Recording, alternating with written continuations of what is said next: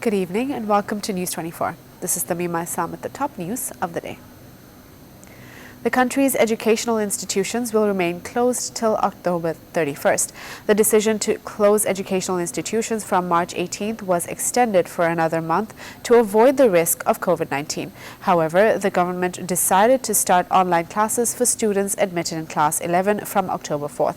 The Education Board sent letters to all colleges to take necessary steps to start online classes from October 4th. Secretary of the Ministry of Primary and Mass Education, Akram Al Hussain, also told a press conference at noon that they would take decisions considering the situation. He added, although it is possible to open the educational institution next November, the government will make a last attempt evaluation after giving online classes.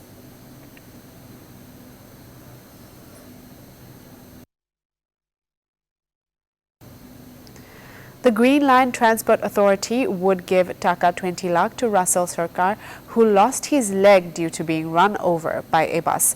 A High Court bench of Justice F.R.M. Nazmul Ahsan and Justice K.M. Kamrul Qadir passed the order on Thursday on the basis of the consent from Green Line Transport. According to the court order, the Green Line authorities will have to pay the Dhaka 20 lakh within the next 3 months. As a result of the High Court verdict, Russell will receive a total of Dhaka 33.5 lakh as compensation.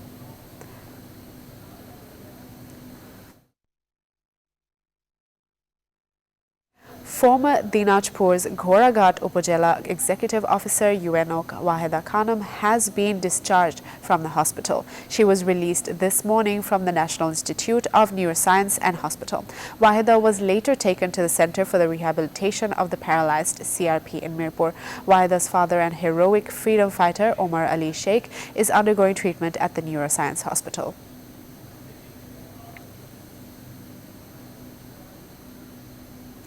Saudi expatriates are stranded in the country on an uncertain future due to visa, valid work permit, ikama and ticket complications. Many people's visas expired on September 30th.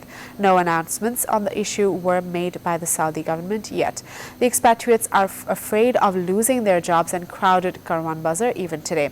Meanwhile, Saudi Arabian Airlines is giving tickets to 400 Saudi expatriates who came to the country with booked return tickets.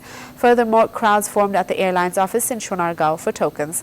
The concerned authorities said the tokens would be distributed from October 4th.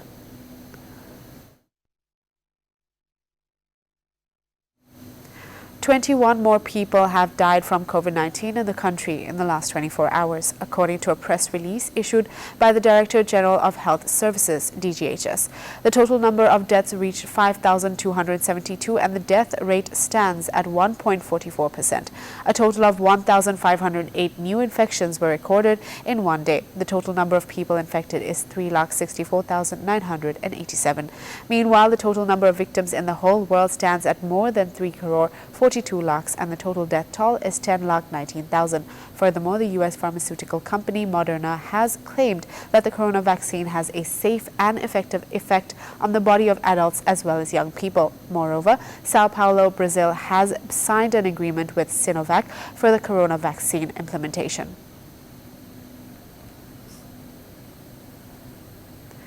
The two U.S. presidential candidates, Republican Donald Trump and Democrat Joe Biden, campaigned the day after the first debate on Tuesday. On Wednesday, Trump campaigned separately in Minnesota and Biden in Pennsylvania. At the Minnesota rally, President Trump accused moderator Chris Wallace of favoritism in the September 29th election debate.